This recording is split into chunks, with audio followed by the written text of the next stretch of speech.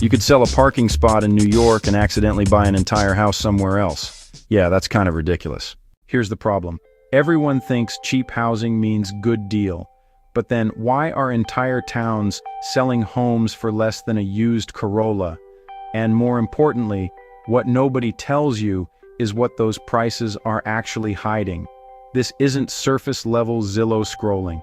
This is the part where we look at why prices collapse, who left, who stayed, and what they're not putting in the listing photos. Two quick things to mess with your head. Some of these towns are cheaper today than they were 20 years ago, but then others are cheap on purpose. And one of them, it's losing houses faster than it sells them. Think you know the best cheap places in America? Yeah, let's test that. We're counting down 13 towns where prices feel illegal until you understand the system behind them. And trust me, you're not ready for what's next. Choosing wrong here doesn't just cost money, it costs options. There's one town on this list where the price isn't the warning sign, it's the distraction. Subscribe because this is the kind of decision people accidentally build their life around. Let's break it down. Number 13, Berlin. You can buy a full house in Berlin, New Hampshire, for less than a down payment in Boston. Yeah, that's not a deal, that's a question. Berlin looks like a postcard. Mountains, forests, clean air, the kind of place people in cities pretend they want to move to. But then, median home prices hover around $140,000 to $160,000, less than half the US average. Population dropped from approximately 20,000 in the 1960s to under 10,000 today.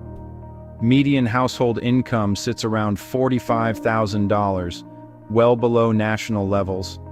Nearly 1 in 5 residents are over 65, meaning the town is aging faster than it's growing. Job market? Limited. Healthcare, retail, and a few industrial leftovers carrying most of it. Surprisingly, it's not crime driving prices down, it's absence. Fewer jobs, fewer people, less urgency. What nobody tells you is Berlin didn't collapse overnight, it just slowly stopped being needed. You get space, quiet, a house you actually own, but then opportunity starts to feel like something you have to drive hours to find. One local Reddit comment put it perfectly. Great place to retire, not so great if you still need a paycheck. And that's the trade. You're not buying cheap, you're buying distance from momentum. And can we talk about winters here? This isn't cute snow, this is 6 months of commitment. Your car doesn't start, it negotiates, you don't walk outside, you prepare. And somehow everyone just accepts this like, yeah, this is fine, no, it's not fine, it's character development. Picture this, you step outside, crisp mountain air, total silence, snow falling like a movie scene. Then your phone buzzes, no jobs within 50 miles. Suddenly it's not peaceful, it's quiet in a different way. Berlin isn't cheap because it's broken, it's cheap because the economy moved on without it. Number 12, Bogalusa. Welcome to Bogalusa. Median home prices sit around $130,000 to $160,000. Cost of living is about 20 to 25% below the US average. But then, here's the real mechanism. Bogalusa isn't just a town, it's a company town that never fully stopped being one. The international paper mill still dominates the local economy. Jobs, tax base, identity, it all traces back to that one anchor. And what nobody tells you is when one employer defines a town, the housing market doesn't price homes, it prices risk. If the mill thrives, stability. If it stumbles, everything feels it. You can afford a house easily, but then your options start narrowing. Fewer employers, limited upward mobility, and a local economy that doesn't diversify fast because it doesn't have to until it suddenly does. There's also a quiet tension here. The government invests, supports, stabilizes, but it's often reactive, not transformative. Infrastructure gets maintained, not reinvented. So, you're living in a place that works, but doesn't really evolve. And that's the trade. Buying a house here is affordable. Keeping your career options, that's the premium package. And the humidity? Nobody warns you properly. This isn't a little sticky. This is walk outside and immediately question your life choices. Your shirt sticks to you. The air feels chewable. And somehow, You're sweating in places you didn't know had sweat glands. And people just go, yeah, it's summer. No, this is a condition. Be honest, would you live in a town where one company controls most of the jobs? Yes or no? Drop it in the comments. Number 11, Ajo. If you dropped Ajo, Arizona into California, this place would be unaffordable overnight. White stucco buildings, palm trees, desert mountains. It looks curated, designed, almost too perfect. But then the price hits you, and suddenly you realize this isn't a hidden gem. It's a place time walked away from. Ajo has this weird cinematic energy, planned town layout, Spanish colonial architecture, a massive open plaza that feels like it's waiting for a crowd that never showed up. Now, let's talk about the data behind the postcard. Median home prices sit around $110,000 to $140,000. Population, roughly 3,000 and trending flat or declining. Median household income, about $36,000 to $40,000. Unemployment and underemployment remain consistently above national averages. Over a quarter of residents are 65 plus, so it's retirement heavy, not workforce heavy. Now, here's the part most videos skip. Ajo wasn't built to evolve. It was built to serve one thing, a massive copper mine. When the mine shut down in the 1980s, the town didn't collapse. It just stopped having a reason to grow. Ajo exists today partly because of federal and state scaffolding. You've got proximity to Organ Pipe Cactus National Monument bringing in limited tourism dollars. Border Patrol presence nearby, a quiet but consistent economic stabilizer. State and county investment trying to reposition Ajo as an arts plus remote living hub. But here's the tension. Government can sustain a town. It rarely replaces the economic engine it lost. So what you get is this strange middle state, not dying, not growing, just maintained. You can own a beautiful home, cheap, you get quiet, space, sunsets that look illegal, but then you start noticing the gaps, limited job diversity, long drives for healthcare or major services, a social scene that feels paused. One resident summed it up perfectly online. It's peaceful until you realize peaceful and isolated aren't the same thing. And that's the trade. You're not buying into a booming town, you're buying into a place that's been carefully kept alive.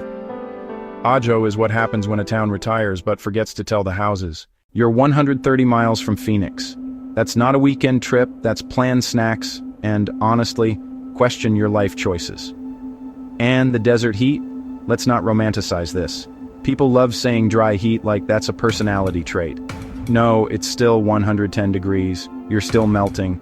Just, politely. Your car becomes an oven, your steering wheel is a weapon. And stepping outside at noon feels like the sun personally has an issue with you.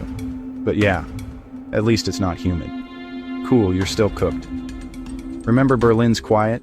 Yeah, this is quiet with a tan. Ajo isn't cheap because it's broken, it's cheap because its purpose ended and nothing replaced it.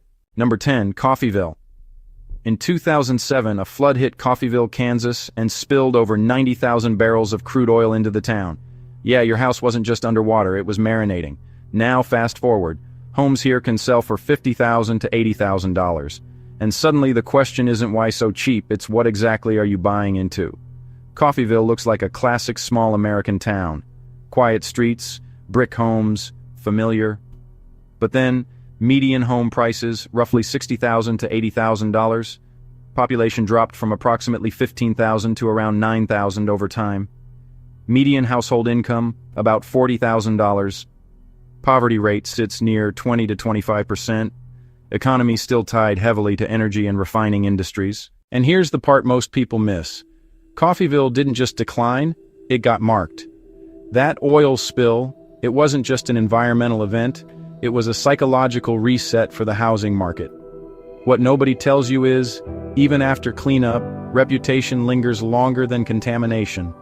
After the disaster, federal and state agencies stepped in. EPA-led cleanup operations, federal disaster relief funding, infrastructure repairs, and environmental monitoring.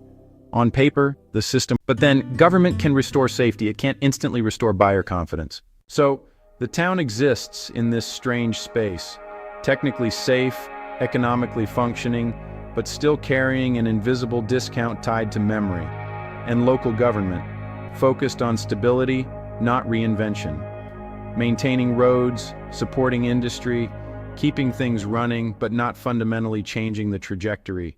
You can buy a house outright, no mortgage stress, no insane bidding wars.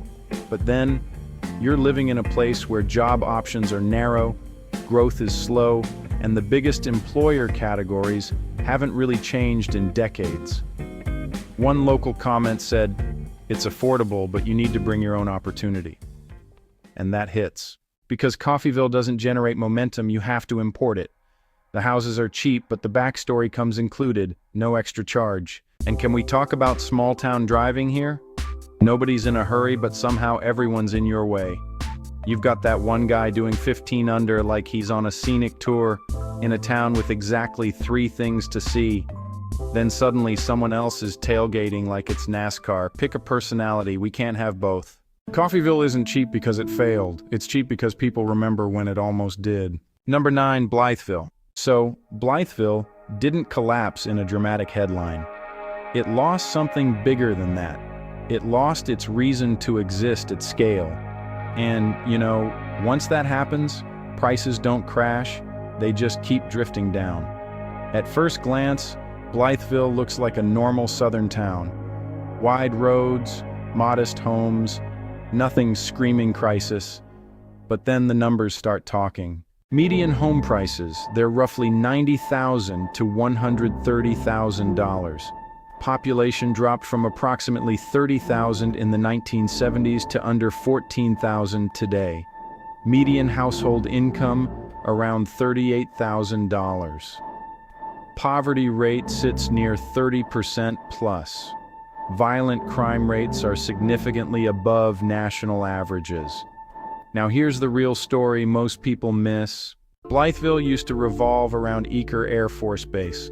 Thousands of jobs, federal money, constant activity. Then in the 1990s, it closed. And what nobody tells you is, when a military base leaves, it doesn't just take jobs, it takes economic gravity with it. After the closure, the government stepped in. The base was converted into the Arkansas Aeroplex.